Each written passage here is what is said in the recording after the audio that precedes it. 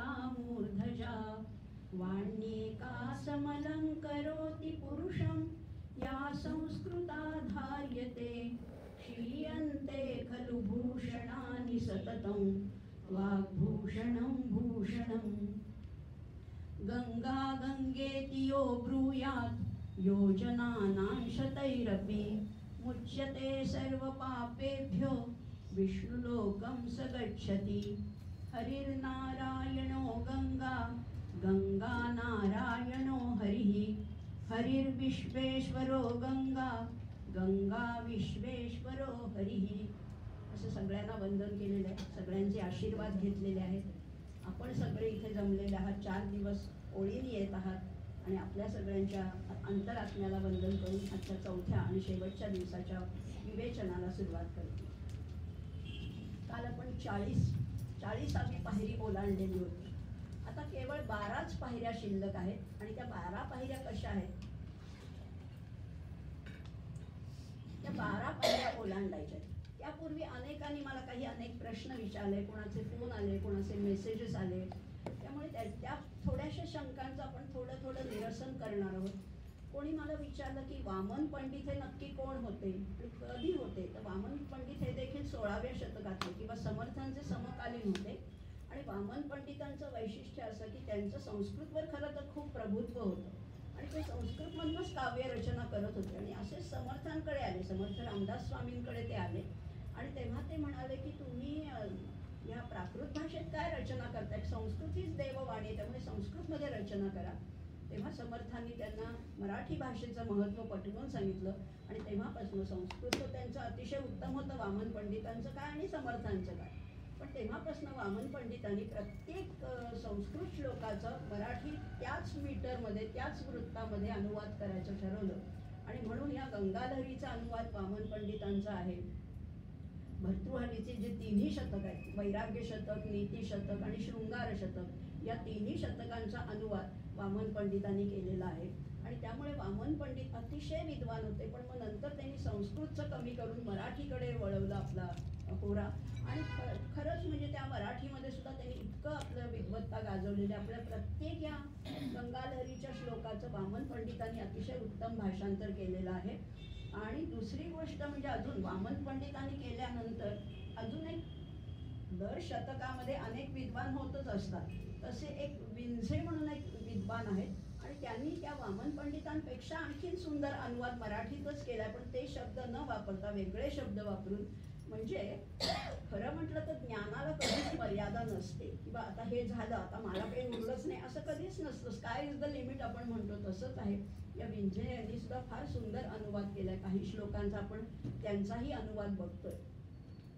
वामन पंडितांच्या बद्दल असं म्हणतात की त्यांना थोडासा गर्व झाला, संस्कृत भाषेचा गर्व झाला. आणि तेव्हा जेव्हा समर्थांनी त्यांचे डोळे उघडले तेव्हा ते एका जंगलातनं चालले. ते पूर्वी अरण्यातनं प्रवास करायला लागायचा.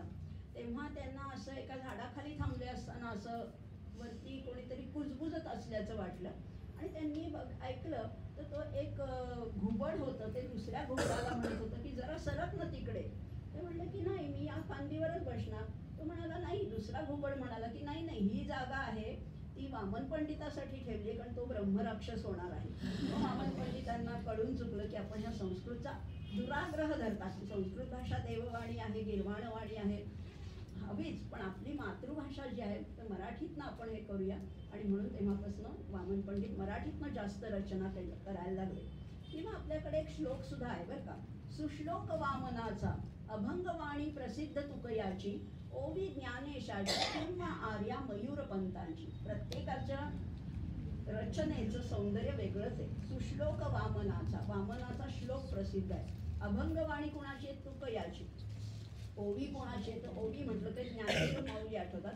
ओवी ज्ञानेशाची किंवा आर्या मयूरपंतांची, मोरोपंतांची आर्या सुद्धा प्रसिद्ध आहे. असे अनेक विद्वान आहेत, त्यांच्या रचनांचं सौंदर्य आहे, हेही आपण बघतोच. आता हे सगळं बघणार आहोतच आपण. त्याच्यापूर्वी अनेकांनी विचारलं मला की तुम्ही हा अभ्यास कसा केला आणि कुठे केला. तर मागच्या वेळेस सुद्धा मी शंकराचार्य जेव्हा बोलते तेव्हाही मी नेहमीच सांगते की हा अभ्यास मी माझ्या मुलाकडे असताना अमेरिकेत केलेला आहे. कारण इथेही आपल्याला खरं तर निवांतपणा असतो, पण तिथे जास्त निवांतपणा असतो म्हणून असेल कदाचित. पण तिथे माझा अभ्यास अतिशय सुंदर होतो. यावेळेस मी ठरवूनच गेले होते की आपण यावेळेस गंगा लहरीचाच अभ्यास करायचा. त्यामुळे सगळं साहित्य माझ्याबरोबर घेऊन गेले होते, जी काही पुस्तकं आहेत, वही पेन सगळं घेऊन गेले होते. आणखीन माझ्या ज्या गुरु आहेत डॉक्टर निर्मला जोशी, किंवा ज्यांना मी निमाताई म्हणते, त्यांनी मला त्यांनी गंगेवर लिहिलेलं काही मनोगत म्हणा किंवा त्याचं काही संदर्भ दिले, आणि त्याचा ह्या पुस्तकांचा, इतर काही माझ्या अभ्यासामध्ये आलेल्या विषयांचा एकत्रित करून मी ह्याच्यावर 52 श्लोकावर काही लिहिलं, तेच आपल्या पुढे सादर करते. हे लिहित असताना सुद्धा मला एकदा विदुलाचा फोन आला होता, आणि हे लिहित असताना मी तिला म्हटलं की आत्ता मी गंगा लहरी लिहितेय, गंगेपासून खूपच लांब आहे, पण गंगेपासून लांब असले तरी माझ्या जवळूनच एक नदी वाहते. मी कोलंबसमध्ये राहत होते, तिथे ओलेंटँगी नावाची नदी होती. त्या ओलेंटँगी नदीच्या काठावरच माझ्या मुलाचं घर आहे, आणि तिथे एक पॉन्ड आहे. म्हणजे नदी अगदी घरातनं अशी दिसत नाही, पण तिथे एक पॉन्ड म्हणजे असं एक तळ आहे मध्यवर्ती, आणि त्याच्यातनं फाउंटन आहे, म्हणजे कारंज ओढत असतं सारखं. मी जिथे बसायची तिथनं मला सतत ते कारंज दिसत होतं. कारंज याचा अर्थ काय, वाहतं पाणी. आणि तिथेच मला गंगेचा अनेक वेळा भास झाला. गंगा दिसत नव्हती, तशी काही फार मनातही नव्हती, पण ते लिहित असताना मला त्या कारंजामधनं असे ते गंगेचे तुषार जणू काही माझ्या अंगावर उडतात असंही वाटलं. त्यामुळे त्या लिहिण्याला आणखीन एक प्रवाहीपणा आला असं मला म्हणावंसं वाटेल. अशी ही ओलेंटँगी नदीच्या काठावर बसून मी हे लिहिलेलं आहे. हाही आपल्या पुढे मांडायचा होता विषय. दुसरी एक गोष्ट अशी सांगायची होती की गंगा, आपण रोज बोलतोय की गंगा काय करते, गंगा काय करते तर पापांचं नाश करते, कारण ती स्वतः पुण्यप्रदायिनी अशी आहे, पुण्यदायिनी अशी ही गंगा आहे. आता हे पुण्य अर्थात ती स्वर्गातून आलेली आहे, तिला त्रिदशतटिनी असं म्हटलेलं आहे. तर ही त्रिदशतटिनी कशी आहे तर बघा ना, 3 मार्गाने ती वाहते, 3 लोकातून ती वाहते. जेव्हा ती आकाशातून वाहणारी आहे तेव्हा तिला स्वरगंगा म्हटलेलं आहे. पृथ्वीवरून जेव्हा ती वाहते तेव्हा ती भागीरथी म्हणून प्रसिद्ध आहे, आणि ती पाताळातूनही वाहते तेव्हा तिला भोगावती असं नाव आहे. अशी त्रिदशतटिनी ही गंगा आहे. ती स्वतः पवित्र आहेतच, पण आणखीन गोष्ट आपल्या बरोबर बोलायची. मी नेहमीच माझ्या वर्गांमधनं सांगत असते की हे तत्वज्ञान अगदी ब्रह्म माया सगळं आम्हाला समजलं, पण आम्ही त्याचं काय करायचं. आम्हाला सगळं अगदी तत्वज्ञान समजलं, पण आमच्यामध्ये आम्ही बदल कसा घडवायचा हे मी नेहमीच ह्याच्यावर माझा भर असतो की पंचमहाभूतं समजली, पण ती आमच्याकडे कशी येणार आणि आम्ही त्यांची पूजा कुठे करायची. तर मी नेहमीच सांगते, आपल्या ओट्यावरच पंचमहाभूत आहे. ओट्यावरच आहे ना, पृथ्वी तत्व आहे. आपल्या स्वयंपाकाचा ओटा जो रोज आपण वापरतो, अगदी स्वयंपाकाला बाई असली तरी आपल्याला ओट्यापाशी जायलाच लागतं. पृथ्वी तत्व आहे, आपतत्व आहे, शेजारी सिंक असतं तिथे आपतत्व आहे, पृथ्वी आप आहे, तेज तर आहेच, गॅसची शेगडी आहे, मायक्रोवेव्ह असेल काय जे असेल ते तेज तत्वही आहे, वायू तत्व स्वयंपाकघरात आहेच आहे, आणि आकाश तत्व म्हणजे पोकळी पण आहे. पंचमहाभूतांची पूजा करायला कुठल्याही मंदिरात जायला नको, आपल्या घरात बसूनच आपण ती पूजा करू शकतो. तसंच मला आज आपल्या पुढे आणखीन एक विषय मांडायचा आहे. एक तुम्हाला नवीनच कदाचित असेल किंवा कदाचित अनेकांना माहिती सुद्धा असेल की पाणी जे आहे ना, सगळ्यात महत्त्वाची गोष्ट आहे की पाण्याला स्मरण आहे. पाणी हे आठवण ठेवतं. कशाची आठवण ठेवतं तर पाणी भरत असताना किंवा पाणी पित असताना सुद्धा जर का तुमच्या मनात चांगले विचार असतील तर ते तुमच्या पाण्याच्या वाटे तुमच्या आतमध्ये पोचतात, आणि तुमच्या शरीरातलं अगदी रंध्र त्या शुभ विचारांनी भरलं जातं. आता पाण्यामध्ये जर का स्मरण आहे, पाण्याच्या लक्षात राहतं की तुम्ही काय काय त्याच्यावर संस्कार केले. आपल्याकडे बघा पूजा करताना सुद्धा कुठली सत्यनारायणाची असो, ग्रहमुख असो, काय कुठलीही पूजा करताना गुरुजी आधी आपल्याला कलशाची पूजा करायला सांगतात. कलशाला आपण जेव्हा हळद कुंकू फूल अक्षदा वाहतो तेव्हा त्या कलशातलं पाणी पवित्र होतं. आणि बघा, म्हणूनच पूजेनंतरचं जे पाणी आपण प्यायलं त्या तीर्थातलं, तर ते नेहमीच्या पाण्यापेक्षा काहीतरी वेगळंच असतं, कारण ते संस्कार झालेले आहेत, शुभ संस्कार झालेले आहेत, त्या मंत्रांचे संस्कार झालेले असतात. त्यामुळे पाणी हे नेहमीच अतिशय आठवण ठेवणार आहे. त्यामुळे पाणी पिताना तरी कुठलेही वाईट विचार मनात असू नये, त्यामुळे पाणी स्मरण ठेवतं. आता दुसरी गोष्ट आणखीन ह्याच्या पुढे जाऊन आपल्या पुढे अशी मांडायची की नदीला जे पाणी असतं, नद्यामध्ये तर पाणी प्रवाही आहे, वाहतं पाणी आहे, आणि सगळ्या ऋषींनी किंवा आपल्याकडे आता वाल्मिकी व्यासांपासून सगळ्या ऋषींनी जे तप केलेले आहे ते नदीकाठी बसून केलेलं आहे. नदीकाठी बसून जे तप केले आहे, तप म्हणजे काय आहे तर काही मंत्र म्हटले असेल, काही स्तोत्र म्हटले असेल, या सगळ्याचा परिणाम त्या नदीतल्या पाण्यावर झालाय. आणि ते पाणी वाहत वाहत जेव्हा आपल्याकडे येतं तेव्हा ते पाणी ते संस्कार सुद्धा घेऊन येतं. आपल्याला वाटतं पाण्यासारखं पाणी, H2O तर आहे, घरातलं पाणी काय आणि ते नदीचं पाणी काय, काय वेगळं आहे? H2O तर आहे. तसं नाहीये.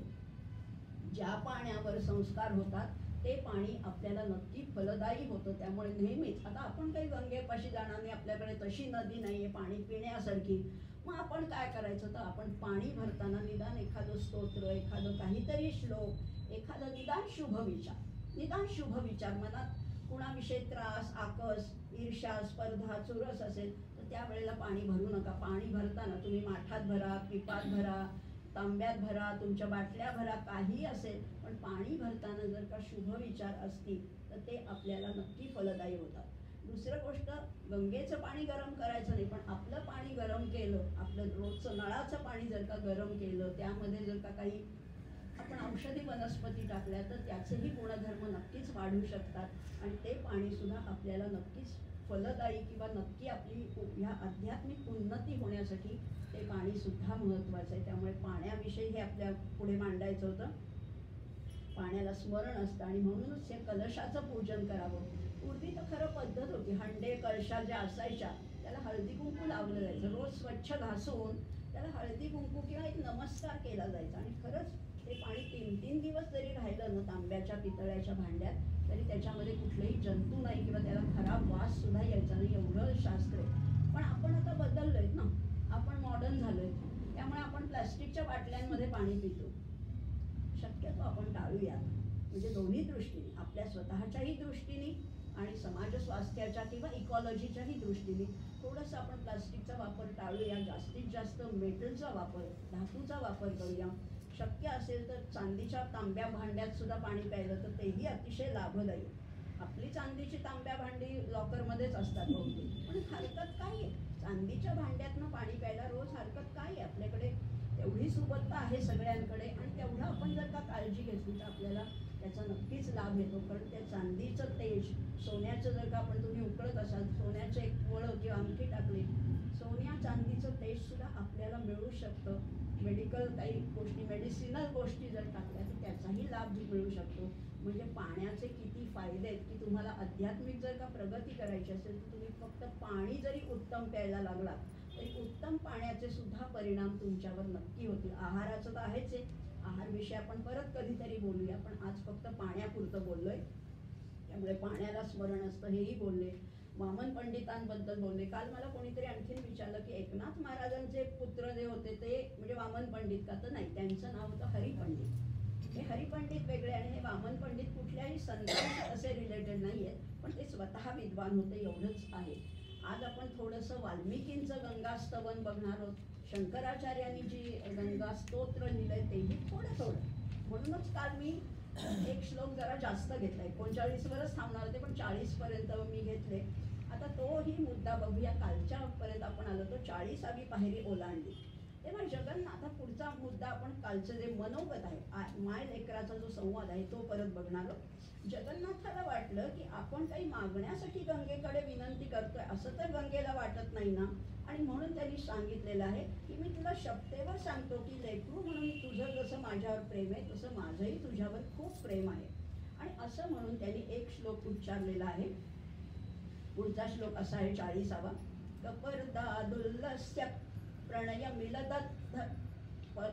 मिलदंतर्धांग युवतेः पुरारे प्रेंखन्त्यो मृदुलतरसीमंत शरणौ भवान्यासापत्न्यस् स्फुरित नयनं कोमलरुचा करेणाक्षिप्तास्ते जननी विजयंतां लहरयः. आता काय म्हटलेलं आहे बघा, प्रत्येक, मी म्हटलं ना, प्रत्येक श्लोकामध्ये वेगळा विषय मांडलेला आहे. आता पार्वतीला हिच्याबद्दल फारच राग होता, हिला नव्हता. गंगेला पार्वतीबद्दल राग नव्हता, पण ती शंकराची पत्नी आहे हे तिने माहितीच आहे ना. पण पार्वतीला मात्र राग होता. पार्वतीला सवती मत्सर वाटत होता आणि साहजिकच आहे ना, आपल्या नवऱ्याच्या डोक्यावर कुणीतरी तिसरी स्त्री बसली हे कुणाला आवडेल बरं? तिला खूपच राग येत होता. इतका राग येत होता की एकदा काय झालं, अशी प्रणयोत्सुक अशी पार्वती शंकराच्या जवळ बसलेली होती आणि त्या शंकराच्या जटेतनं ती गंगा तर वाहतच होती आणि ती वाहता वाहता तिचे काही लहरी उसळल्या आणि त्याचे काही तुषार पार्वतीच्या भांगामध्ये पडले आणि ते भांगामध्ये पडल्यावर तिला इतका राग आला आणि तिने असे हाताने पटकन ते झटकून टाकले आणि तिचे डोळे लाल झाले, रक्तवर म्हणजे चक्षु असे तिचे झालेत, रक्तवर्ण अशी झाली ती आणि खूप रागवली आणि तिने ते झटकून टाकले. पण तरी सुद्धा हे माते, जगन्नाथ म्हणतोय की हे गंगा माते, तू जरी कितीही त्या लहरींनी ते पार्वती तुझ्यावर रागवली असली तरी तुझे ते तुषार आहेत ते आमचं पाप दूर करू असं म्हटलेलं आहे. श्लोक तरी किती सुंदर आहे. कपर्दादुल्लस्य, कपर्दिकेश्वर म्हणतात शंकराला. किंवा इथे आणखीन एक शब्द वापरलाय पुरारे. पुरारी म्हणजे काय आहे तर मुरारी आपल्याला माहिती आहे, पण पुरारी म्हणजे काय तर ज्यांनी त्रिपुरासुराचा वध केलाय असा तो पुरारी असं म्हटलेलं आहे. आणि प्रेंखत्यो मृदुलतर सीमंत सरणो. आता सीमंत सरणो हा नवीनच शब्द आलेला, आपल्याला माहितीच नाहीये सीमंत सरणो. सीमा माहिती आपल्याला, पण सीमेचा अंत आणि त्याच्यामधलं सरण म्हणजे काय तर सीमा कुठल्या आहेत तर आपल्या केसांचा जो भांग असतो त्याचे दोन सीमा पडतात. किती सुंदर वर्णन केलंय बघा जगन्नाथांनी. भांग म्हणजे काय आहे तर त्या दोन सीमांना जोडणारा एक छोटासा रस्ता आहे आणि त्या भांग कसा आहे त्या भांगामध्ये हिचे गंगेचे थेंब पडल्यामुळे भवान्या, की भवानी म्हणजे पार्वती आहे ती काय झाली, सापत्न्य स्फुरित नयन कोमल रुचा, त्या सवती मत्सराने तिचे डोळे लाल झाले आणि ती काय म्हणते करेना क्षिप्तास्ते, हाताने ते क्षिप्त म्हणजे झटकून टाकले. जनकी विजयंताम लहर्या, आणि जगन्नाथ म्हणतात की तुझ्या या लहरी ज्या आहेत त्या आम्हाला आमचं पापनाशन करो असं त्यांनी म्हटलेलं आहे. आता हा श्लोक म्हटल्यावर गंगा ऐकतच होती.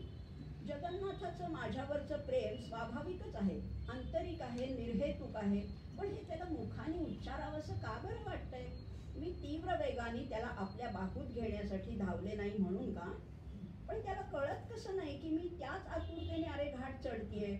अरे जगन्नाथा, तुला कवेत घेताना मला इतरांचाही विचार करायला नको का, तू एकटाच आहेस का इथे, इतरांचाही विचार करायला पाहिजे.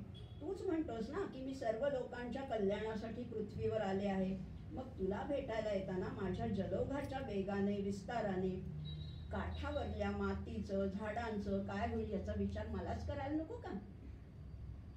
वेड्या, तुझ्या या स्तोत्राने माझं मन वेडपिसं नाही झालं तर ते केवळ प्रेमाने उचंबळून आलंय, पण तुला छळणाऱ्या लोकांना धडा शिकवण्यासाठी मी क्रोधाचं तांडवही करणार नाही. या साऱ्या तमोगुण प्रधान क्षोभाला शांत करण्यासाठी मला पार्वतीचं लास्य मांडायचंय, म्हणूनच मी उसळतीये, तुझ्यापर्यंत येतेय. मला तुझा मनोनिग्रह कळलाय. मी जर तुझ्यापर्यंत येऊन तुला माझा म्हटलं तर हीच गोष्ट तू पापी नाहीस हे सिद्ध करणारी ठरेल ना, सगळ्यांना विचार करायला लावेल. अपरिहार्य परिस्थितीत धर्मांतर केलेल्या स्त्रीची पुढची प्रजा मूळ धर्माशी निगडीत करणे हे देखील पुण्यच आहे. तू जरी यवनी स्त्रीशी विवाह केलाय तरी सुद्धा ती तुला पुढे होणारी प्रजा जी आहे, मुलं जी आहेत ते मूळ धर्माशी निगडीत आहे आणि हे सिद्ध करणं हे सुद्धा माझं एक पुण्यकर्मच आहे. लोक पाप करतात आणि माझ्याकडे धावत येऊन माझ्या पाण्याने स्नान करतात, पण तू मात्र तसा नाहीस. आज तू माझी परीक्षाच पाहतोयस, आले मी असं म्हणून तिने 41वी पायरी सुद्धा ओलांडली. जगन्नाथ म्हणतात प्रपद्यन्ते लोका कति न भवति मत्र भवति उपाधिस्तत्रायं स्फुरति यदभीष्टं तरसि शपेतुभ्यं मम तु पुनरात्मा सुरधुनी स्वभावादेव त्वयि मितमनुरागं विधृतवान. आता काय म्हणतात बघा, आत्ताच तिने सांगितलं की इतर लोकांचाही मला विचार करायला पाहिजे, पण कधी कधी काय होतं बघा, आपल्याही बाबतीत असं होतं की आपलीही काही कामं असतात, आपलाही काही लोकसंग्रह असतो आणि मग लोकांची फार ये जा वाढली की आपल्या घरातली मुलं सुद्धा म्हणतात आई तुझं फारच चाललंय म्हणतात की नाही की अतिरेक झाला ना की लोकसंग्रह. तसं ही गंगा तो म्हणते की तू मला भेटतच नाहीस, इतकी लोक तुझ्याकडे सारखी येत असतात की आता तू मला दुर्मिळच झालीस, मला भेटणं म्हणजे खरंच कठीण झालेलं आहे. कारण खरीच गोष्ट आहे, गंगातीर कधीही निर्मनुष्य नसतो. गंगेवर सतत कोणाची ये जा चालूच असते. सारखी लोकांची ये जा असते. याविषयी जगन्नाथ कौतुक मिश्रित तक्रार करतो. काय तुझं आई चाललंय असं म्हणतोय. त्या उपद्रवाचं कारण म्हणजे गंगेचं अतिरेकी औदार्य. सगळ्यांवरच ही कृपा करते, सगळ्यांवरच दया करते, सगळ्यांनाच पापहरण करते. असं सगळ्यांना काय बघ तू मागितलं की लगेचच देतेस, पण मला मात्र तुझ्याकडनं काही म्हणजे काही नकोय. एवढं मात्र मी तुला सांगते की मला आता फक्त तुझ्यामध्ये सामावून घ्यायचंय. असं म्हणून तिला तिथे सुरधुनी म्हटलेलं आहे. सुरधुनी, सुरधुनी फार सुंदर नाव आहे. स्वरधुनी असंही तिचं नाव आहे. आता बघा इतके श्लोक आपण बघतोय, जवळजवळ 41 श्लोक आपण पाहिले. किती नावं आली गंगेला कुठली कुठली संबोधनं या जगन्नाथाने वापरले. मात तर वेळोवेळी वापरलंय. कधी अंब म्हटलंय, कधी जननी म्हटलंय, कधी सुरधुनी म्हटलंय, कधी त्रिदश तटिनी म्हटलंय, कधी आता अत्र भवती म्हटलंय, आदराने म्हटलंय अत्र भवती, कधी त्रिपथगाग असं म्हटलंय. अशी वेगवेगळी नावं तिला घेऊन तो संबोधतो आहे आणि तिच्याशी लढीवाळ संवाद साधतो आहे. अरे पण जरा धीर धर ना, गंगा म्हणते जरा धीर धर ना. शंकराच्या आज्ञेने आज मी तुला कुरवाळणार आहे, पण त्यासाठी मी इतरांना मात्र दुखावणार नाही. सगळीच मुलं आईला लाडकी असतात, पण तरी एखादं जरा जास्त लाडकं असतं. तसं तुला मी कुरवाळेन, पण इतरांना नाही दुखवणार, कारण तेही माझे भक्तच आहेत. माझ्यावरच्या प्रेमाने ते माझ्याकडे येतात. जरासं उग्र रूप पाहून थोडंसं घाबरतात रे, आणि हळूहळू उठून निघूनही जातात. असे लोक जेव्हा निघून जातील, पक्षीही जेव्हा उंच उंच झाडावर जाऊन बसतील, वृक्षही आपली मुळं घट्ट धरून माझा प्रवाह अंगावर घेऊनही स्थिर राहतील, तेव्हा अशा जवळजवळ निर्मनुष्य झालेल्या घाटावर तुला नक्कीच भेटायला येईल. जगन्नाथ गंगेचा हा खेळ पाहत होते, चकित होत होते. घाटाची आणखी एक पायरी चढून पुन्हा माघारी वळणारी गंगा आपल्या पाण्याबरोबर थोडी मातीही आणत होती. आता पाणी कसं झालंय, जेव्हा बघा पूर येतो तेव्हा पाणी कधीच स्वच्छ नसतं, ते सगळं आतून असं गढुळलेलं असतं पाणी. आता 41 पायऱ्या चढून आल्या, गंगेच्या पाण्याबरोबर थोडी माती पण आणत होती. आता बरोबर आणलेली माती पायरीवर पसरून गंगा परत फिरली होती, त्यामुळे पायरीवर थोडासा चिखल झाला होता. खरं म्हणजे तेव्हा जगन्नाथाच्या मनात विचार आला की ही गंगेकाठची माती आहे. खरं म्हणजे माझा देह म्हणजे देखील मातीच आहे. आपला देह म्हणजे काय, शेवटी माती अससी मातीचं मिळशी असं म्हटलेलं आहे. त्यामुळे तोही या मातीशी एकरूप होईल का. पण खरं माझा देह दुखावला नाही, माझं मन दुखावलंय, ते हिला कळत नाहीये का. तो शोक नाहीसा करायला ही गंगेची माती सुद्धा समर्थ आहे. हे विचार ऐकून गंगेला नवल वाटलं. आणखीन एक पायरी वर चढली, 42वी पायरी वर चढली. मातीचं काय महत्व आहे, मातीचं काय महत्व आहे ते बघणार आहोत. गंगेकाठची माती, गंगेच्या प्रवाहातली माती कशी आहे. ललाटे या लोकई रिह खलु सलीलं तिलकिता तमोहंतुन धत्ते तरुणतर मार्तंड तुलना विलुंपन्ति स्वत्यो विधिलिखित दुर्वर्ण सरणी त्वदीया सा मृत्स्ना मम हरतु कृत्स्ना पिशुचम. काय म्हटलंय, मृत्स्ना आणि कृत्स्ना, किती सुंदर यमक जुळलेले. मृत्स्ना म्हणजे माती आणि कृत्स्ना म्हणजे संपूर्ण. कृत्स्ना गीतेमध्ये अनेक वेळा कृत्स्ना आलेला शब्द आहे. मृत्स्ना आणि कृत्स्ना, तुझी माती आहे ही काय करेल, माझं सगळं कृत्स्नामपि शुचम, मला पूर्णपणे संपूर्णपणे शुचिर्भूत करणारे, पवित्र करणारे ही तुझी माती. आता मातीचं काय महत्व आहे तर बघा, असं म्हटलेलं आहे की गंगेची माती आपल्या कपाळावर कशी लावायची तर ती त्रिपुंड्रासारखी लावायची. त्रिपुंड्र शब्द ऐकला असेल, दक्षिणेकडचे जे ब्राह्मण आहेत ते 3 बोटांनी असं गंध लावतात, म्हणजे असा यू टाईप असतो आणि मध्ये एक रेघ असते, त्याला त्रिपुंड्र असं म्हणतात. असं जर का गंगेच्या मातीचं त्रिपुंड्र जर का कपाळावर लावलं तर त्याच्यामुळे काय होतं, फार मोठा चमत्कारच घडतो. खरं म्हटलं तर आपल्या प्रत्येकाच्या भाळावर सटवाई काहीतरी भविष्य लिहून जाते. सटवाई नशीब, आपलं भाग्य लिहित असते, आणि त्या भाग्यामध्ये जशा चांगल्या गोष्टी असतात तशा वाईटही असतात. पण गंगेची माती जर का आपण भाळावर लावली तर त्याच्यातलं जे अशुभ सूचक आहे, वाईट ज्या गोष्टी आहेत त्या पुसून टाकल्या जातात आणि केवळ शुभच राहतं. आणि म्हणून ही गंगे तुझी माती सुद्धा इतकी वेगळी आहे, त्यामुळे सटवाईने लिहिलेलं अशुभ सूचक पुसून टाकण्याचं सुद्धा काम ही करते आहे असंही म्हटलंय. ही जी माती मृत्यूलोकी मनुष्याने त्रिपुंड्र रूपाने धारण केली तर तशी ती नाहीस करते अशुभ, तर माध्यान्नीच्या सूर्याप्रमाणे पापरूप अंधाराचा ती नाश करते. जसा माध्यानीचा सूर्य, माध्यानीच्या सूर्याला काय म्हटलेलं आहे? मार्तंड म्हटलेलं आहे. बघा, मी परवा जसं म्हटलं पाण्याची अनेक नावं मी सांगितली. आंबा आहे, वारी आहे, तोय आहे, जल आहे, नीर आहे, उदक आहे, कितीतरी नावं आहेत, पण प्रत्येक नावाला वेगळी शेड आहे. सूर्याचं सुद्धा तसंच आहे.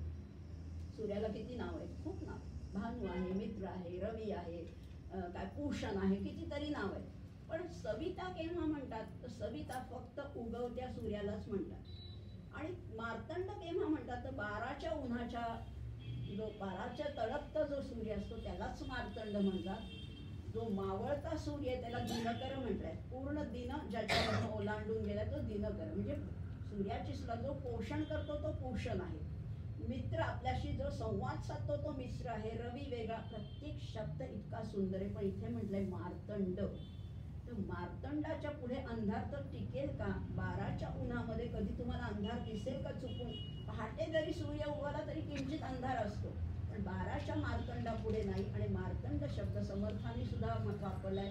सदा चक्रवाकासी मार्तंड जैसा, उडी घालितो संकटी स्वामी तैसा. आणि खरंच आहे ना, हा जो सूर्य आहे तो जसा अंधाराचा नाश करतो, तशी तुझी जी माती आहे ती, तुझ्या काठावरची माती माझा शोक गरिमा दूर करू दे. शब्द तरी काय वापरलाय? गरिमा. गरिमा केव्हा वापरलाय? तर गुरु या शब्दापासून जे काय म्हणतात ॲब्स्ट्रॅक्ट नाऊन झाले तो गरिमा. गरिमा म्हणजे जसं लघिमा, गरिमा, अणिमा, महिमा ह्या सगळ्या सिद्धी आहेत. ही गरिमा ही सुद्धा सिद्धी आहे. आणि हा माझा शोकाचा जो समुदाय आहे, शोक म्हणजे पापाचे माझे डोंगर आहेत, ते तुझ्या मातीमुळे निश्चितच नष्ट होणार आहे, असं त्यांनी तिला म्हटलेलं आहे. आता जगन्नाथांनी, आता बघा आपण पाहिलं कावळे झाले, आता की काय काय पवित्र झालं. कावळ्यांना पवित्र केलेलं आहे, त्या मृगांना सुद्धा पवित्र केलं की ज्यांची कस्तुरी केवळ लावलेली आहे. आता एवढ्या सगळ्यांना पवित्र केल्या. आता काठावरची झाडं वाचतील का? काठावरची जी, तीरावरची जी झाडं आहेत ना, जे वृक्ष आहेत, त्याला आलेल्या कळ्या आहेत, जो मोहर आहे, फळं आहेत, ते सुद्धा गंगेच्या नुसत्या झुळकीनी, त्या वाऱ्याच्या झुळकीनी सुद्धा ते पवित्र कसे होतात तेही आपण आता बघणार. जगन्नाथाची नजर आता आजूबाजूला पण दूर असलेल्या फुलांनी डवरलेल्या वृक्षांकडे गेली. वृक्षांशी पूर्वी जमलेलं नातं त्याला आठवलं आणि वाटलं ही मैत्री गंगेच्या माध्यमातून जर का झाली असती तर. खरं तर फार मी उशीर केला गंगेवर यायला, पण असे कितीतरी माझ्यासारखे असतील की जे अन्य गोष्टी किंवा घर, नोकरी, शिक्षण या महत्वाच्या मानून गंगेला सोडून दुसरीकडे जातात. त्यांच्या या वेडेपणाला कदाचित हे वृक्ष हसतायत का? खरंच आहे. गंगेच्या काठी राहणारे लोक समजा शिक्षणासाठी गेले अमेरिकेला किंवा कुठे दिल्लीला किंवा कुठे दुसरीकडे गेले, तर त्यांचा हा वेडेपणाच आहे की जिथे आपली गंगा माता आहे ते सोडून तुम्ही शिक्षणाच्या, नोकरीच्या निमित्ताने दुसरीकडे जाता. ह्याला लोक हे वृक्ष हसतायत का काय असं त्याला वाटलंय. हे ऐकून गंगेच्या मनात आलं की माझ्या संबंधातलं सगळंच काही एवढं गोड नाहीये, इतकं सुंदर आणि पवित्र हा जेवढं म्हणतोय तेवढं नाहीये, पण त्याच्याकडे बघण्याची जगन्नाथाची दृष्टी मात्र फार सुंदर आहे. आणि जशी दृष्टी असेल तशी सृष्टी असते.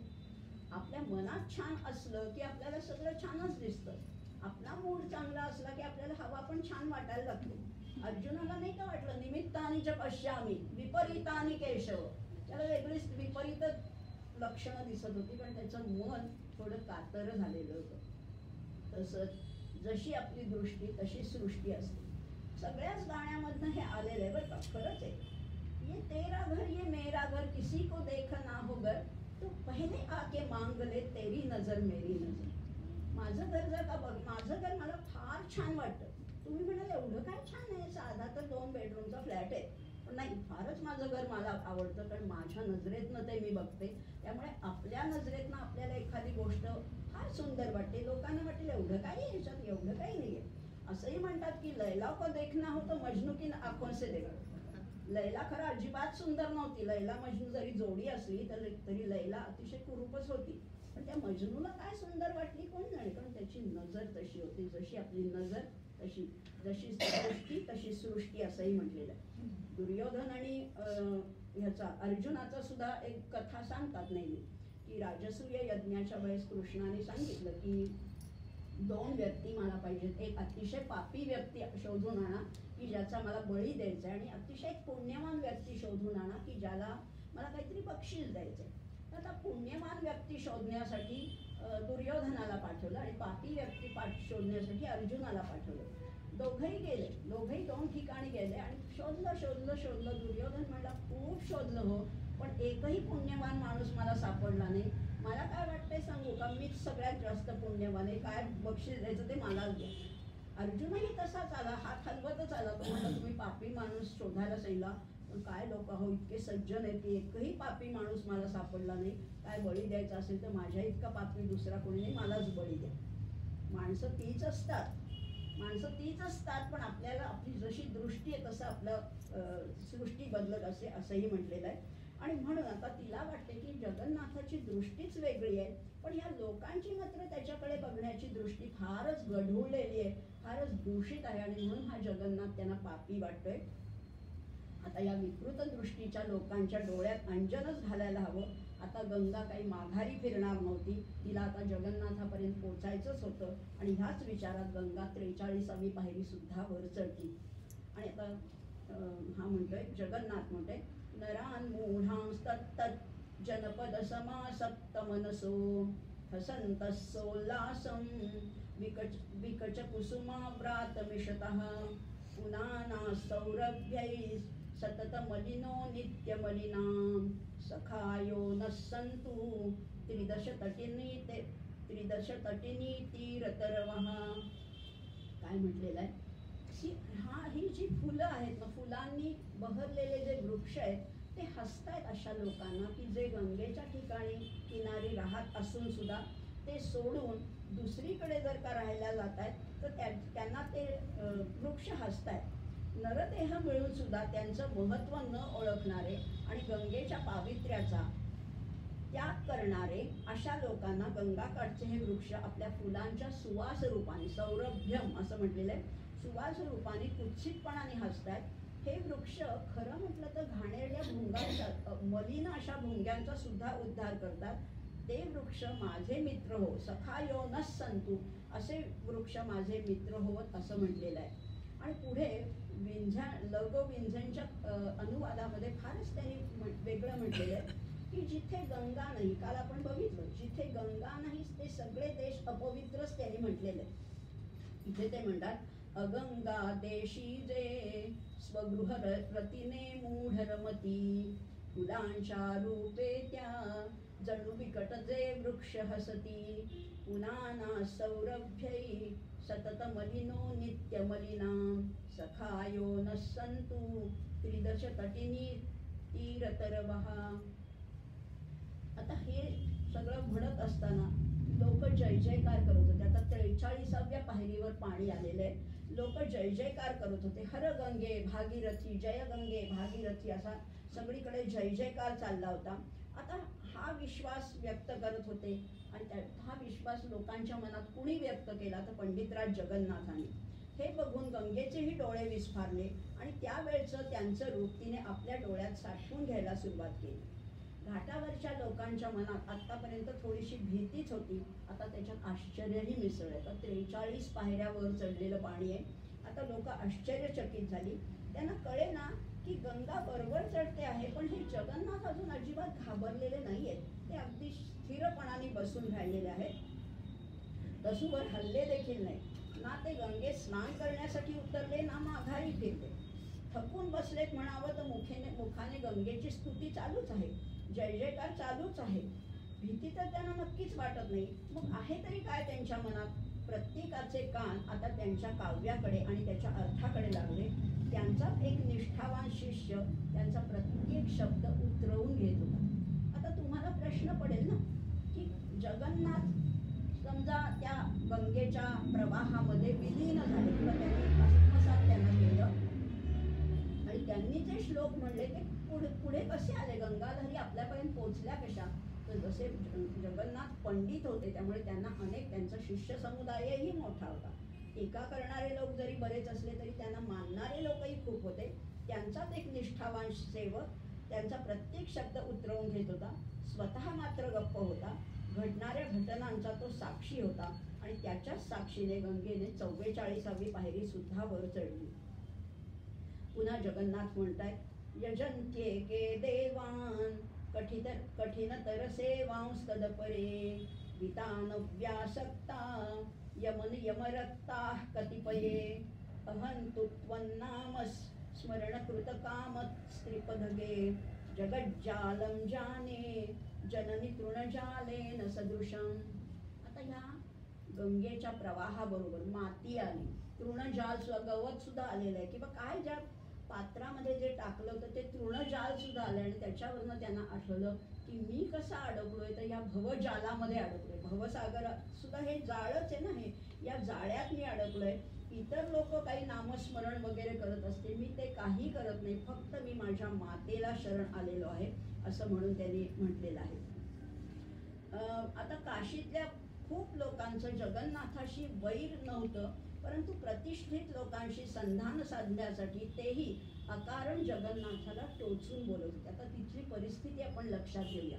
काही लोकांना जगन्नाथाचा रागच येत होता. मग आपण पहिल्या दिवशी पाहिलं, अप्पय्या दीक्षित नावाचे विद्वान होते, त्यांच्या ग्रंथावर यांनी टीका केल्यामुळे त्यांचं जगन्नाथाशी वैरच होतं. असे जे अनेक विद्वान होते त्यांचं जगन्नाथाशी डायरेक्ट वैर होतं.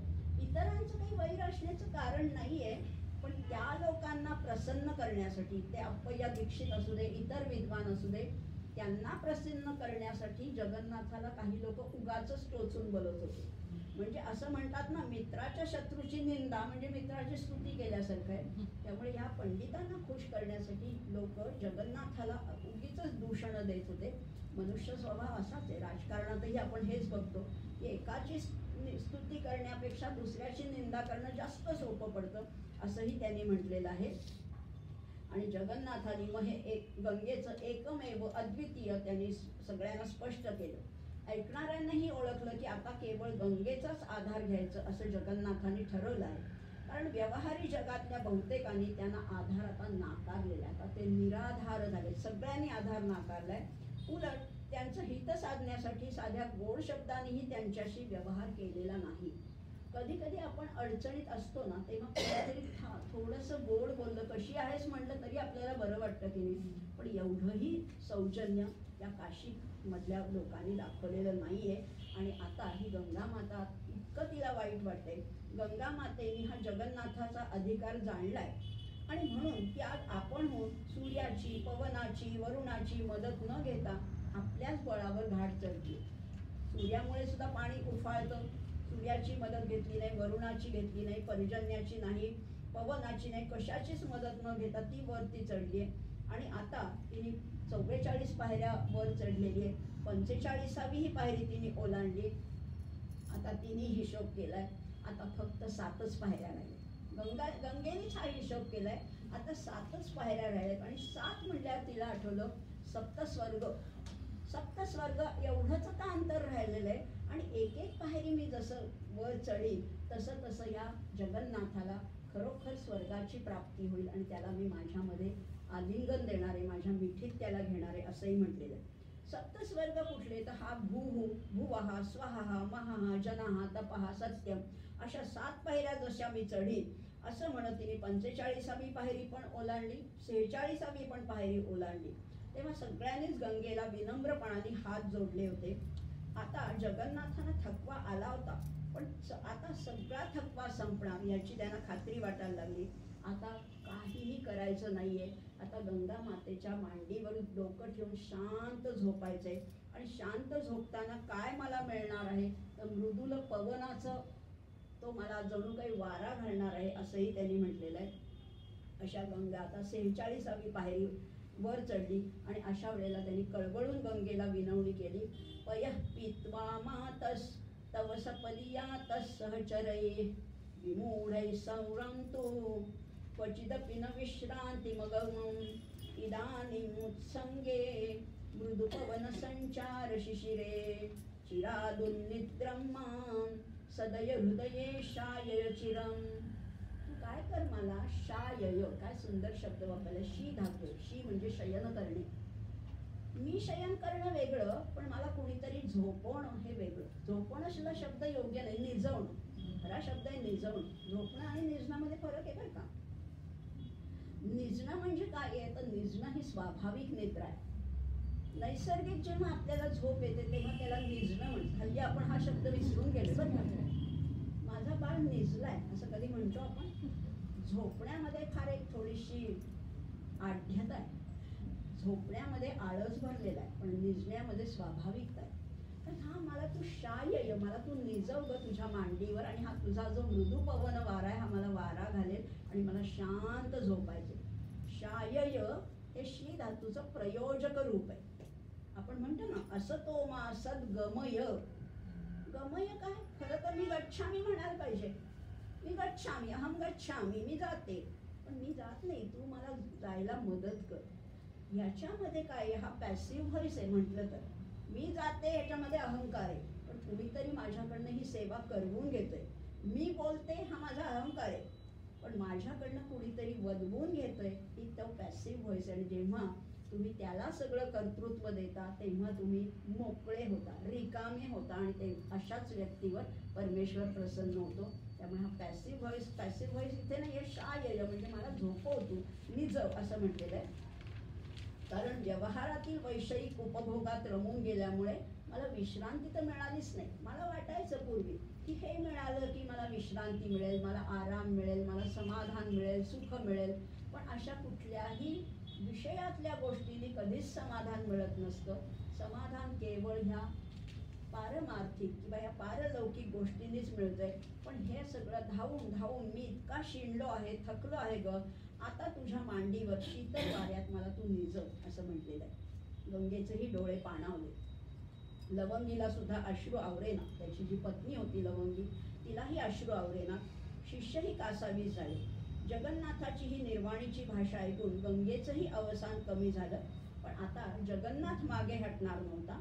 त्याच्या मूळ प्रकृतीने उसळी घेतली. त्याच्यातील सर्व काव्यशक्ती जणू एकवटली आणि त्यांनी आता गंगेला आव्हान दिलेलं आहे. काय आव्हान दिलेलं आहे की आता खरं म्हटलं आपल्या भाषेत म्हणायचं तर आता बी प्रिपेअर्ड. आता मी नक्की येतोय तुझ्याकडे आणि कशी तू कर, आता तू तुला स्वतःला रेडी ठेव, तयार ठेव. काय म्हटलेलं आहे? बधानद्रागे द्रढिम रमणीयं परिकरं किरीटे बालेन्दुं नियमय पुनः पन्न गगणैः न कुर्यास्त्वं हेला मितर जनसाधारणतया जगन्नाथस्यायं सुरधुनी समुद्धार समन्यः. काय म्हटले त्यांनी? हे स्वर्गंगे माते, आता तू सुद्धा माझ्या, मी आपला जो संवाद चाललाय त्यामुळे तू थोडीशी विस्कळीत झालेली आहेस. आता तू काय कर, तुझं ते सुंदर वस्त्र आहे ना ते लवकर कटीभोवती नीट आवळून बांध. म्हणजे तुझं ते सगळं आवरून घे. पुन्हा ती चंद्राची कोर आपल्या मुकुटामध्ये सर्परज्जूने घट्ट आवळ. परवा आपण पाहिलं होतं तिचं सगुण रूप कसं आहे तर तिच्या मुकुटावर चंद्रकोर आहे, ती थोडीशी हल्ली आहे. तर ती आता पुन्हा तू नीट बांधून ठेव. मला आणि तुला काय वाटतंय मी कोणीतरी ऐरागैरा आहे का काय, अलबत्या आहे का काय, असं जर का वाटत असेल तर तू माझी अशी उपेक्षा करू नकोस. कारण प्रत्यक्ष जगन्नाथाचा मोक्ष आता होणार आहे आणि आता इथे त्यांनी मी जगाचा नाथ आहे. कालच्या ह्याच्यात त्यांनी म्हणलं मी नावाचाच जगन्नाथ आहे. पण आता जगाच्या नाथाला मोक्ष मिळण्याची वेळ आली आहे. त्यामुळे आता तू हयगय करू नकोस, माझी हेटाळणी करू नकोस, माझी उपेक्षा करू नकोस. आता तू तयार राहा आणि मला तू तुझ्यामध्ये सामावून घे. आता ह्या प्रसंगाने नक्की कुणाचं कल्याण होणार होतं? आता अगदी मिलनाची वेळ जवळ आलेली आहे. प्रसंगाने कल्याण कुणाचं होणार होतं? जगन्नाथाचं का कल्याण गंगेचं? कोण कृतार्थ होणार होतं, जगन्नाथ का साक्षात गंगा?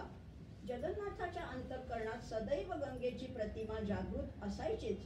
प्रवाह रूपाने वाहणाऱ्या गंगा नदीच्या रूपामध्ये त्यांना आपली माता सतत दिसत असे. आताही त्यांना तेच रूप भावलं आणि त्यांनी तिला तिच्या कर्तृत्वाची आठवण करून दिली. तू कशी आहेस, तू कशी आहेस, तर तू काय काय धारण केलेलं आहेस? तर बघा, शरद ऋतूतील चंद्राप्रमाणे देहकांती, तिची देहकांती कशी आहे तर चंद्राप्रमाणे. चंद्र कुठला? नेहमीचा चंद्र नाही तर शरद ऋतूतला अतिशय शुभ्र प्रकाश देणाऱ्या अशा चंद्राप्रमाणे देहकांती आहे. चंद्रकलेने झगमगणारा तुझा मुकुट आहे. एका हाताने वर दिलायस, एका हाताने अभय दिलायस, एका हातामध्ये कुंभ आहे आणि चौथ्या हातामध्ये कमल आहे. या चारही वस्तू हातात धारण करणारी अमृतधारेप्रमाणे झुळझुळत अशा वस्त्रांनी आवृत असणारी शुभ्र मगरीवर बसलेली अशा तुझ्या मूर्तीचे जे ध्यान करतात त्यांना कधीच पराभव प्राप्त होत नाही, असंही त्यांनी म्हटलेलं आहे. हे ऐकून आता गंगा नदी सुद्धा एकदम तयार झालेली आहे. गंगा नदीने आपले रूपच जणू पालटून टाकले. तिच्या उसळणाऱ्या लाटा जणू जगन्नाथाला अभय देण्यासाठी उंच उभ्या ताठ राहून मग खाली येताना जणू वरांची धारच धरत होत्या. त्यामुळे तिच्या घोषातून जणू काही जयस्व जयस्व असे शब्द यायला लागले. पराभवाचा उल्लेख झाला ना, आता ती म्हणजे तुझा जय हो, जयस्व जयस्व असे शब्द घुमायला लागले. सगळ्या प्रवाहावरची मातीची छटा संपून आता खळाळणाऱ्या फेसाची शुभ्र धवल छटा उठून दिसत होती आणि मगरीच्या वेगाने सरकतच तिने आणखी एक पायरी ओलांडली. आई, आता या माझ्या देहाचं सार्थक करण्याची जबाबदारी तुझीच आहे. तू कशी आहेस? तू शंतनूची प्रिया होऊन अष्टवसूंच्या उद्धारासाठी त्या स्वतःच्या नवजात मुलाला स्वतःच्याच जळात सामावून घेणाऱ्या तुला तुझ्या या मुलालाही सामावून घ्यायचे. शंतनू आणि गंगेची कथा आपल्याला परिचित आहे. त्या गंगेने काय केलं, आपली एक एक मुलं पाण्यात सोडून दिली होती आणि आता तुला ह्या मुलालाही सामावून घ्यायचे. लौकिकदृष्ट्या तुला कोणी पुत्रघातकी कठोर हृदयाची म्हणते सुद्धा, पण मला एवढंच माहितीये की मातृहृदयातलं हे प्रेम पुत्राला श्रेयस प्राप्त करून देण्यासाठीच धडपडत असतं. त्याच्या श्रेयस प्राप्तीसाठी त्याचा जो देहात्मभाव आहे तो नष्ट होण्यासाठी एखाद्या वेळेला त्याला पाण्यात टाकून द्यायला लागलं की व्यवहार दशेतील सामान्य लोकांना वाईट वाटतं, ते हळहळतात, आईला दुष्ट म्हणतात. पण त्याची पर्वा न करता ती आपल्या बाळाला सुयोग्य गती मिळवून देतेच. अशी कर्तव्यदक्ष आई मला आता पाहिजे आणि घेऊन जा आई, मला तुझ्या बाहूमध्ये मिसळून जाऊ दे, हा देह नष्ट होऊन जाऊ दे, असंही त्यांनी म्हटलेलं आहे. आणि पुढे त्यांनी श्लोक उच्चारलेला आहे. दरस्मित समुल्ल सत्वदन कांती पुरामृतैर भवज्वलन भर्जितान निशमूर्जयन्ती नरान् चिदेगमय चंद्रिका चमत्कृतिं तन्वती तनोतु मम शन्तनो सपदि शन्तनो रंगना. श्लेष केलेला आहे. शंतनू, शंतनू म्हणजे काय? तनूला शांतवणारा, देहाला शांतवणारा तो शंतनू.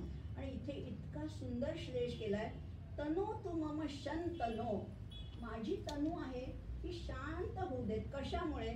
तू कशी आहेस? तू शंतनूची अंगना म्हणजे शंतनूची पत्नी असणाऱ्या अशा गंगा माते, तू माझी ही तनू सुद्धा शांत कर, कारण तू स्वतः शंतनू पत्नी आहेस, असंही त्यांनी म्हटलेलं आहे.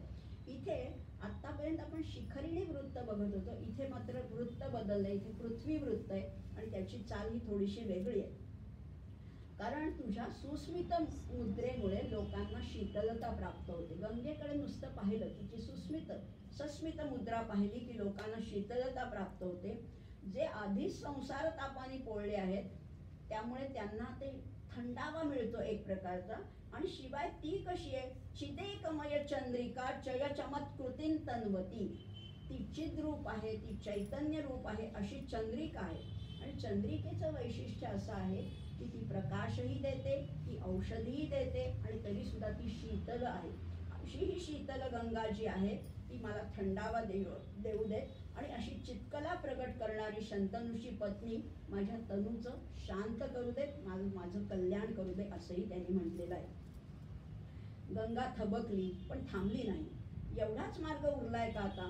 जगन्नाथ माझ्यात जर का एकरूप झाला तर ते मला आनंदमयच होणार आहे. पण त्यामुळे या काशी क्षेत्राचं एक भूषण मात्र पडद्या आड जाणार आहे. पंडित राजांची काव्यशिल्पे आता पुन्हा कधीच उत्पन्न होणार नाही. ही पियुष लहरी, ही गंगा लहरी, ही तुझी शेवटची रचना आहे का बाळा? आता गंगेच्या उसळलेल्या लाटांचं पाणी जगन्नाथाच्या अंगावर उडत होतं. दोघांनाही एकमेकांचा ओझरता स्पर्श होत होता. दोघंही भारावून गेले. जगन्नाथाने पुन्हा आर्तस्वरामध्ये गंगेची आळवणी सुरू केली. तीही अविचल बसली आहे. वस्तुतः तिने देखील खूप सोसलं आहे. आता ह्या घडीला गंगा माघारी जाता कामा नये, म्हणूनच तिला आता साथ घालायची, आठवण द्यायची ते तिने घातलेल्या पूर्वी थैमानाची, तांडवाची. आणि जगन्नाथाने लवंगीचा हात डाव्या हातात धरला, उजवा हात आपल्या हृदय प्रदेशी ठेवला आणि प्रत्येकाला त्या गंगेच्या घोषातही आपली प्रार्थना ऐकू जाईल इतपत आपला सूर वरच्या पट्टीत नेला. मंत्रैर्मीलितमौषधैर्मुकुलितं त्रस्तं सुराणां गणैस्त्रस्तं सान्द्रसुधारसैर्विदलितं गारुत्मतैर्ग्रावभिः विचिक्षालितकालिया हतपदे स्वर्लोककल्लोलिनी वन्तापनिरयाधुना मम भव व्यालावलीढात्मनः. आता मी कसा झालोय सांगू का? या भवसागरातल्या सर्पानी मला डसलेलं आहे. भवसर्पानी डंख मारलेला आहे मला. आणि बघा, सर्पाचं विष उतरवण्यासाठी काय करतात साधारणपणे? मंत्राचा उपयोग करतात. ते मंत्रामुळे विष उतरतं. पण मला या भवसर्पानी इतका दंश केलेला आहे, वेळोवेळी दंश केलाय. तो इतका भयंकर विषारी आहे की त्यावर आता काही उपायच चालत नाही. कसा चालत नाही? तर मंत्रशक्ती निष्प्रभ झालेली आहे. कुठलाही मंत्र त्याच्यावर चालत नाही.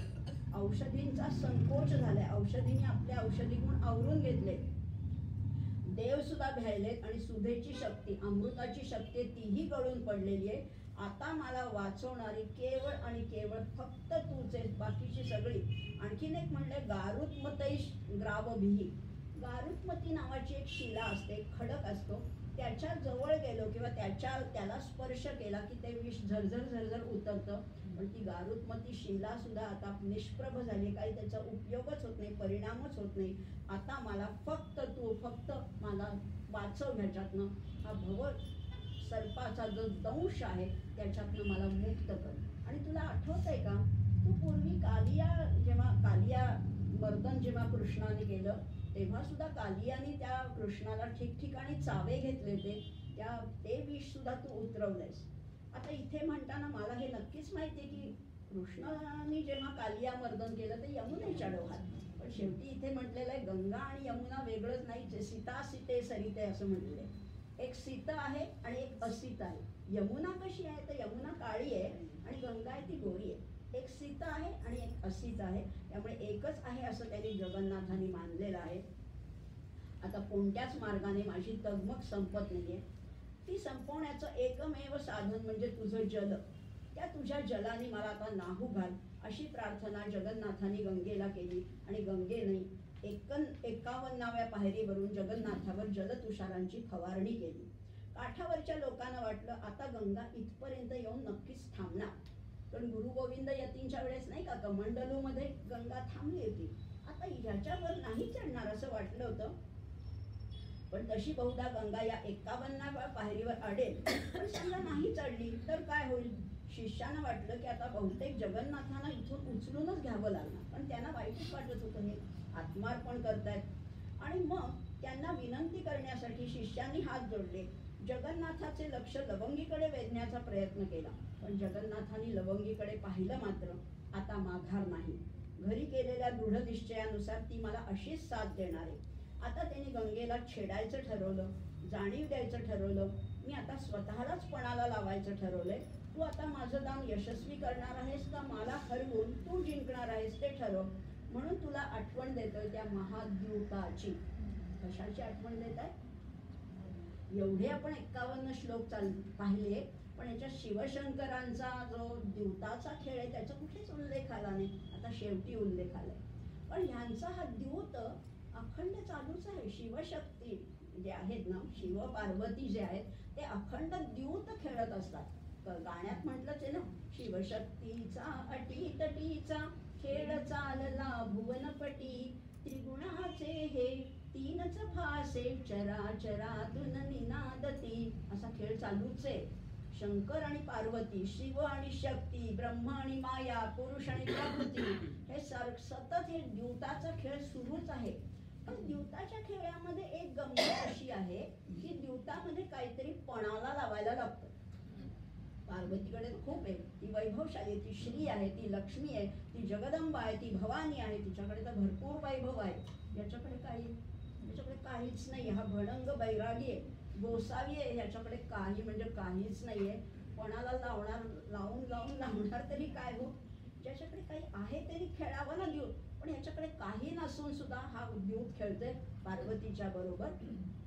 पण एक गंमत आपल्याला सांगते, ह्याच्यात नाहीये पण ती वेगळ्या स्तोत्रामध्ये ती आपल्या पुढे मांडते, सुभाषितात आहे ऍक्च्युअली खरं तर. असं म्हणतात की मोक्षाला संस्कृतमध्ये आणखीन एक शब्द आहे, तो म्हणजे अपवर्ग. अपवर्ग अपवर्ग म्हणजे मोक्ष. आता शंकराचं जर का वर्णन करायचं झालं तर शंकराचं वर्णन असं केलेलं आहे, त्याच्याकडे काय काय 5च गोष्टी आहेत खरं तर. त्याच्याकडे असून फक्त 5च गोष्टी आहेत. त्या कुठल्या आहेत आणि त्याची गंमत फक्त आपल्या पुढे मांडणार. पिनाकपणी बालेंदू भस्म मंदाकिनी युता पवर्ग रचिता मूर्ती अपवर्ग प्रदायिनी. काय म्हटलंय बघा, त्याच्याकडे 5च गोष्टी आहेत. पिनाक, पिनाक नावाचं धनुष्य आहे त्याच्याकडे. पिनाक, फणी, फणी म्हणजे सर्प आहे, फणा काढलेला तो फणी. पिनाक, फणी, आणखीन काय आहे, बालेंदू, त्याच्या डोक्यावर चंद्रकोर आहे, बाल इंदू, चंद्राची कोर आहे. आणखीन अंगाला काय फासलेलं आहे त्यांनी, भस्म, भस्म आहे. आणि 5वी गोष्ट आहे त्याच्याकडे मंदाकिनी म्हणजे गंगा आहे. पिनाक, फणी, बालेंदू, भस्म, मंदाकिनी, प फ ब भ म आहे ना. प फ ब भ म आलं की नाही सगळं. पिनाक, फणी, बालेंदू, भस्म, मंदाकिनी युता.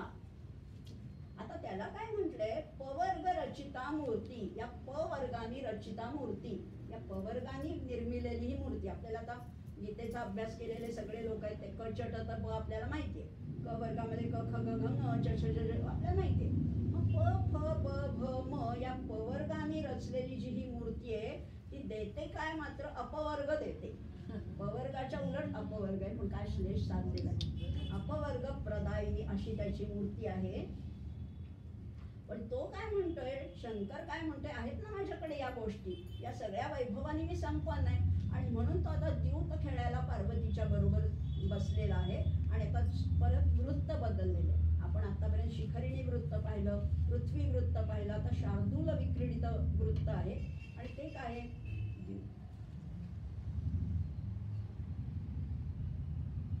द्यूते नागेंद्र कृत्तिम प्रमथगणमणि श्रोणि नंदीदु मुख्यं सर्वस्वं हारयित्वा स्वमथपुरभिधिस्त्रापणी कर्तुकामे साकूतं हैमवत्या मृदुलहसितया वीक्षितायास्तवाम्बत् व्यालोलोलासितद्वल गलहरी नट घटितांडवन्नः पुनातु असं त्यांनी म्हटलेलं आहे. द्यूते, द्यूतामध्ये आता त्यांनी काय काय पणाला लावले, सुंदर शब्द वापरले. साकूतम हैमवत्या. साकूतम, अकूत म्हणजे हेतू, आकूत म्हणजे हेतू किंवा इंटेन्शन. आता काय म्हटलेलं आहे बघा, द्यूते, त्याने आता पणाला काय लावलंय, नागेंद्र कृत्रिम. नागेंद्र म्हणजे गजचर्म. शंकराने गजचर्म अभंगात आहे, गजचर्म व्याघ्रांबर असं आहे, त्यामुळे ते खरंच आहे. त्यांनी नागेंद्र कृती, प्रमथ गण, मणिश्रोणी, नंदिंदू मुख्यम, सर्वस्वम हारयित्वा. त्यांनी ते गजचर्म पणाला लावलेलं आहे. आणि आणखी काय लावलेलं आहे, द्युती चर्मा द्वीपाच्या प्रमथगण मणी नंदीचंद्र आदी सारी. काय काय लावलंय बघा, द्वीप म्हणजे द्वीपचर्म, प्रमथगण त्याचे सगळे गण लावलेले आहेत, मणी, नंदी, चंद्र हे सगळं त्यांनी पणाला लावलेले आहे. हारी सर्वस्व अंबा मगपणी अपणा घालू इच्छी पुरारी. आणि मग ती गंगा काय म्हणते, सगळं तुम्ही पणाला लावलं, तुमचा नंदी लावला, तुमचा चंद्र लावला, तुमचा प्रमथ गण आहे, तुमचं चर्म लावलेलं आहे. आता ती म्हणते एक राहिलं, उतरीला बाळ आहे. पार्वतीला काय म्हणते, पण तिला तो सवती मच्छर आहे, हिला एकदा कधी उतरवती असं झालंय. ती काय म्हणतेय, ऐशा संधी सतूते विहसुनी मिरवी पार्वती गूढ भावे क्रोधोर्मी नित्य लीला नटविसितई ते रक्षु आम्हा प्रभावे. ती काय म्हणते बघा, आता पार्वती काय म्हणते, लावा गंगा पणाला. हे सगळं लावलं, अजून गंगा मात्र तुम्ही पणाला लावले नाहीये. लावा गंगा पणाला सती हसुनी बघे भाव ऐसा धरून तेव्हा थैमान तुझे करशी लहरीचे ते करो पापहीन. आता पार्वती म्हणल्या ही रागवली. पार्वती म्हणली सगळं लावलं, त्या गंगेला अजून लावलेलं नाही, आता ते लावा ना. मग गंगेलाही राग आला, मग तिच्या लहरी आणखीन वाढल्या, थैमान आणखीन वाढलं. पण तुझं जे लहरीचं जे थैमान आहे ते आम्हाला पापमुक्त करू असंही त्यांनी म्हटलेलं आहे. त्याची इच्छा बोलून दाखवल्या, तिने थैमान केलेलं आहे असं म्हटलेलं आहे. आता हे ऐकता ऐकता बघा काय वेगळंच त्याने द्यूतामधलं वर्णन केलेलं आहे. आणि हे सगळंच काव्य म्हणजे सगळे आता मगाशी मृत्स्ना कृत्स्ना पाहिलं, लचा अनुप्रास आपण पाहिला, जचा अनेक वेळा 8-8 वेळेला एक अक्षर आलेलं आहे. हे सगळंच काव्य जे जगन्नाथाचं जे सगळं काव्य आहे, जे पांडित्य आहे ते फार विलक्षण आहे. आणि कशाच्या तोडीचं आहे तर हे जे स्तोत्र आहे ते गीत गोविंदकार जयदेवाच्या तोडीचं हे काव्य असं टीकाकारांनी भाष्यकारांनी त्याला एक प्रशस्ती पत्रक दिलंय की जगन्नाथाचं काव्य हे त्या जयदेवाच्या तोडीचं आहे असंही म्हटलेलं आहे. आणि हे म्हणत असताना आपण काय कसं हे गंगाधरी म्हणजे नेमकं काय आहे. आपण आता नुसतं संवाद ऐकतोय, श्लोकांचा अर्थ समजून घेतोय, त्याच्यातलं सौंदर्य, त्याच्यातले वेगवेगळे विषय समजावून घेतोय. पण हे खरी गंगाधरी म्हणजे काय तर तो अनेक गोष्टींचा मिलाप आहे, अनेक भाववाचक नामांचा तो मिलाप आहे. ती कुठली नामं आहेत तेही बघू आपण. प्रतिभा संपन्न काव्य आहे, काव्याला एक उंची आहे, प्रतिभेची उंची आहे. प्रतिभा संपन्न काव्य आहे, प्रखर पांडित्य आहे, रचनेतील सौंदर्य आहे, मातेचं वात्सल्य आहे, वृत्तीचं औदार्य आहे, लहरींचं गांभीर्य आहे आणि या निग्रहाचं दार्ढ्य आहे. निग्रह सुद्धा किती दृढ आहे, त्यामुळे निग्रहाचं दार्ढ्य आहे. या सगळ्यांचा परिपोष म्हणजे ह्या गंगालहरी आहे. काय सौंदर्य भरलेलं आहे. आणि खरंच अजूनही आपल्या माहितीसाठी सांगते, ऋषिकेशला किंवा हरिद्वारला रोज संध्याकाळी गंगेची जिथे आरती होते तिथे ही शपथ घेतली जाते, पहिली एक शपथ घेतली जाते की आम्ही या गंगेचं पाणी शुद्ध पवित्र राखण्याचं जास्तीत जास्त प्रयत्न करू, त्याच्यामध्ये कुठलाही कचरा टाकणार नाही. आणि पहिल्या दिवशी मी म्हटलं तसं आजही गंगा तेवढीच स्वच्छ आहे, शुद्ध आहे. तिथे तुम्ही जरी चुकून काही फुलं टाकली, कोणी द्रोण टाकतं, कोणी दिवे लावतं, पण ते लगेच स्वच्छ केलं जातं, एवढी तिथे व्यवस्था आहे. आणि दुसरी गोष्ट म्हणजे गंगेच्या किनारी रोज गंगाधरीचे कमीत कमी 2 श्लोक म्हटले जातात. मोठ्या आवाजात लाऊडस्पीकरवरनं रोज 2 श्लोक म्हणतात. त्यामुळे ते जे पावित्र्य आहे, ते जे सौंदर्य आहे, ते जे मांगल्य आहे ते आपल्याला अनुभवायला फारच छान वाटतं. त्यामुळे ही गंगालहरी ज्या जगन्नाथाच्या गंगालहरी आहेत त्या तेवढ्या पुरताच नाही आहेत, त्याच्याही पलीकडे आहे. हे सगळं होत असताना वाल्मिकींनी सुद्धा गंगाष्टकम रचलेलं आहे बरं का. सगळ्याच म्हणजे कुठल्याही संतांनी म्हणा किंवा काल मला कोणीतरी म्हणलं तुकडोजी महाराजांची एक गंगेची आरती आहे असेल, माझ्या वाचनात नाहीये, पण वाल्मिकींनी रचलेलं आहे. शंकराचार्यांचं गंगा स्तोत्र आहे. सगळ्यांचीच या गंगेवर इतकं प्रेम केलेलं आहे. आणि किती प्रेम म्हणजे आता पंडितराज जगन्नाथाचं तर आपण प्रेम पाहिलंच की किती अतिशयोक्ती, कधी कधी आपल्याला वाटतं हे जरा अतिरेक होतंय, पण असू दे ना. आराध्य दैवताची स्तुती करताना किंचित अतिरेक सुद्धा क्षम्य आहे. किंवा आचार्यांनी सुद्धा शंकराचार्यांसारखे जे तीव्र वैराग्य, कडकडीत वैराग्य ज्यांच्याकडे आहे ते सुद्धा गंगेची प्रार्थना करताना काय म्हणतात, ते म्हणतात अलकानंदे परमानंदे कुरुकरुणामयी कातर वंद्ये तव तट निकटे यस्य निवास खलु वैकुंठे तस्य निवासा. तू कशी आहेस, तू अलकानंद आहेस. अलकनंदा तर आहेच, पण अलकानंदा म्हणजे काय तर बघा, ह्याच्यावर सुद्धा श्लेष आहे. अलकनंदा आपण पहिल्या दिवशी नाव पाहिलं, इंद्राची जी अलका नगरी आहे त्याला आनंद देणारी ही अलकनंदा आहे, हा एक अर्थ झाला. आता दुसरा अर्थ बघणार आहे. अलकचा संस्कृतमध्ये अर्थ केस, आणि केस कुठले तर कुरळे केस. तर ह्या कुरळ्या केसांप्रमाणे तुझ्या ज्या आनंददायी लाटा आहेत त्यांनी युक्त असणाऱ्या हे अलकनंदे, दोन्ही अर्थ झाले. अलकनंदे परम आनंद स्वरूप करुणामय असणाऱ्या भयभीत जनांना वंदनीय ठरणाऱ्या कातर वंद्यई. कातर म्हणजे भयभीत लोकांना तू वंदनीय ठरणारी अशी तू आहेस. तू माझ्या जीवनामध्ये आनंद निर्माण कर. कशी, तव तट निकटे यस्य निवासा, तुझ्या काठावर ज्यांचा निवास आहे, खलु वैकुंठे तस्य निवासा, जणू काही त्यांचा वैकुंठातच वास आहे असं मला वाटतंय, असं शंकराचार्य म्हणतात. अजून शंकराचार्य काय म्हणतात ते बघणार आहोत, वाल्मिकी काय म्हणतात ते बघणार आहोत, आणि मग शेवटाकडे आपण येणार आहोत. शंकराचार्य अजून काय म्हणतात बघा. वरमिह तीरे कमठो मीनः किंवा तीरे शरट क्षीणः अथवा श्वपचो मलिनो दीनस्तव नहि दूरे नृपती कुलीनः. काय म्हटलंय बघा, तुझ्या तीरापासनं दूर, समजा मला एखादा अगदी सम्राट बनवलं, नको मला. सम्राट पद सुद्धा मला नको, मोठं साम्राज्यही मला नको. वरम त्याच्यापेक्षा काय बरं आहे, इह तीरे तुझ्या काठावर, कमठो कासव बनून मी जरी झालो तरी मला आवडेल, मीन मासा बनलो तरी आवडेल, किंवा त्याच्यापेक्षा वाईट अवस्थेमध्ये तीरे शरटहा क्षीणः तुझ्या काठावरचा क्षीण झालेला सरडा जरी झालो तरी मला ते आवडेल, ते राज्यपद मला नको. अथवा श्वपचो मलिनो दीनः किंवा मी चांडाळ जातीत असलो तरी तुझ्या काठावर जर आलो तर मला त्याचं बरं वाटेल. मलिन असलो, दीन असलो तेही चालेल, पण तुझ्या तीराचं सानिध्य मला लाभू दे. तुझ्या तीरापासून जर का मला लांब कुठेतरी साम्राज्य देऊ केलं तरी तेही मला नकोय, असं शंकराचार्य म्हणतात. किती म्हणजे अतिशयोक्ती फक्त जगन्नाथच करत नाही, पण सगळ्यांनाच त्याच्याविषयी वाटतात.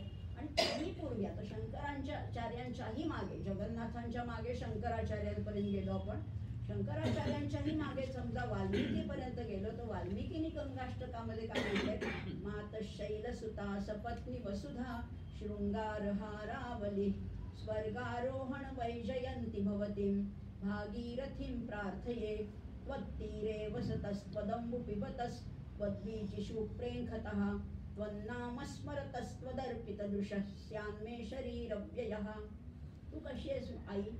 शैलसुता आहेस, म्हणजे पर्वताची मुलगी आहेस, सपत्नी नाही पार्वतीची सपत्नी, पार्वतीची सवत आहेस, वसुधेचा हार आहेस, स्वर्गारोहण करून देणारी. खरंच आहे, गंगा स्वर्गातून अवतरली आहे, पण या गंगेच्याच पाण्यातून आपल्यालाही स्वर्गापर्यंत नेणारी ती तशीच आहे. त्यामुळे असं म्हटलेलं आहे, गायंतम गमयती प्रापयती ज्ञापयती वा भगवत्पदम इति गंगा. स्वर्गापर्यंत नेणारी अशी ही गंगा आहे. अशा प्रार्थना करतोय. त्वत्तीरे वसतस तुझ्या तीरावर राहून, त्वदम्बु पिबतस तुझं पाणी पिऊन, त्वद्वीचिषु प्रेखतः तुझ्या रस्त्यावर तुझ्या काठावर मी खेळत जर का तुझं नाम स्मरत राहिलो तर तेच मला जास्त माझ्या शरीराचा योग्य उपयोग किंवा माझ्या देहाचं सार्थक असा मला वाटतंय. कारण तू अशीच आहेस असंही त्यांनी वाल्मिकीनी सुद्धा वर्णन केलंय. खूप मोठं आहे ते, अष्टक आहे, त्यामुळे तेवढं आपण बघणार नाही आहोत. पण ह्या प्रत्येक गोष्टीमध्ये गंगेचं महात्म्य, गंगेचं औदार्य, गंगेचं पावित्र्य हे अगदी अधोरेखित होतंय असं म्हटलेलं आहे. आता हे सगळं ऐकता ऐकता, जगन्नाथाच्या मनातले विचार ऐकता ऐकता, गंगा ऐकता ऐकता उफाळली. अरे लेकरा, बरं झालं तू मला आठवण करून दिलीस. खरंच मला आता ते तांडव सुरू केलं पाहिजे. तुझं ते आपण पाहिलं ना, ती पार्वतीने हे केल्यावर रागावली ती. अन्यथा तुझ्या लोभाने तुझी इच्छा पूर्ण न करताच मी अजूनही माघारी वळेन आणि मग तू पराभूत होशील. त्यापेक्षा मला माझा पराभव पत्करेल. कारण बघा ना, एखादा क्षण असतो, त्या क्षणाला जर का आपला निर्धार टिकला नाही, अगदी उपासाच्या बाबतीत सुद्धा आपण निर्धार गळला की मग सगळंच पुढे गळून पडतं. आता 51व्या पायरीवर गंगा आलेली आहे. आता जर का तुझ्याकडे बघून मला वाईट वाटणार असेल, तुझी दया येणार असेल आणि तुला न मिठी मारता मी परत फिरले तर तुझा पराभव होईल आणि तो मला सहन होणार नाही. त्यापेक्षा माझा पराभव झाला तरी चालेल. आईचंच हृदय आहे शेवटी. पण मी हे एका क्षणात केलं तरच शक्य आहे. तिने मनाशी निर्धार केला आणि एका क्षणात तिने झपाट्याने लवंगीसह जगन्नाथाला वेढून टाकलं. पाणी वाढतच होतं, पाणी वाढतच होतं. शिष्यांसह सगळेच दूर पळाले. आता तर जगन्नाथाच्या गळ्यापर्यंत पाणी पोचले. बेभानपणे गंगेमध्ये सामावून जात एकीकडे लवंगीला आपल्या हृदयाशी घट्ट धरून ठेवण्याच्या प्रयत्नात गंगेशी एकरूप होता होता जगन्नाथ आर्त विनवणी करतच होते. काय विनवणी करत होते? विभूषिता विभूषितानंगरिपूत्तमांगा सद्यस्कृतानेक जनर्ति भंगा मनोहरोत्तुंग चलत्तरंगा गंगा ममांगानि अमलीकरोतु. काय म्हटलेलं आहे? विभूषिता अनंगरिपू उत्तमांगाः. अनंगरिपू, अनंग म्हणजे मदन, कामदेव. त्या कामदेवाला कोणी नष्ट केले? शंकराने नष्ट केले, त्यामुळे त्याला अनंगरिपू म्हटलंय. हा कसा आहे अनंगरिपू? शंकर विभूषिता, त्याच्या आभूषणाने विभूषित झालाय. आणि त्याचं उत्तम अंग कसं आहे? सत्य कृतानेक जनर्ती भंगा. आणि त्याचं उत्तमांग जिनी विभूषित केलंय